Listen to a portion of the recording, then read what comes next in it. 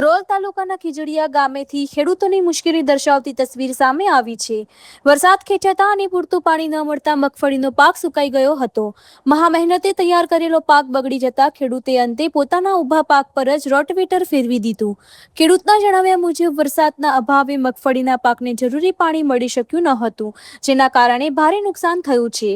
ખેડૂત હરિચંદ્રસિંહ જાડેજાએ સરકારને ધ્રોલ તાલુકા સહિત સમગ્ર જામનગર જિલ્લામાં વરસાદના અભાવે અસરગ્રસ્ત વિસ્તારોને અસરગ્રસ્ત જાહેર કરવા અને ખેડૂતોને યોગ્ય કૃષિ રાહત પેકેજ તથા સહાય આપવા અપીલ કરી છે।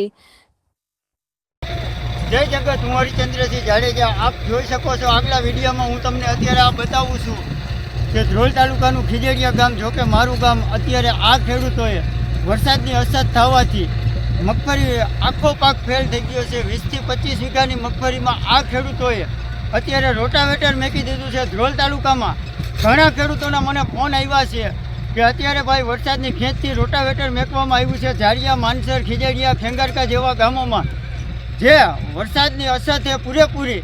તો હું આ કૃષિ મંત્રીને આ વિડીયોના માધ્યમથી કહેવા માગું છું, મીડિયાના માધ્યમથી કહેવા માગું છું કે કૃષિ મંત્રી શ્રી, આપ જોઈ શકો છો, કાલે તમે સેટેલાઇટથી સર્વે કરશો કે હું પાક હતો કે હું હતો। અમારે મગફળી હતી 25 વીઘાની મગફળીમાં 2.5 લાખથી જાજો ખર્ચો કરેલ છે અને અત્યારે અમે આ રોટાવેટર મેકી દીધું છે।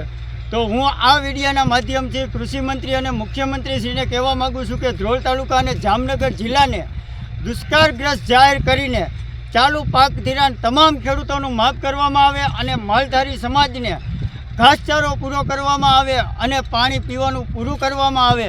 જામનગર જિલ્લાને ધ્રોલ તાલુકાને દુષ્કાળગ્રસ્ત જાહેર કરો એવી નમ્ર અપીલ કરું છું। જો આ ટૂંક સમયમાં નહીં થાય તો આ ખેડૂતોને રસ્તા ઉપર આવવું પડશે।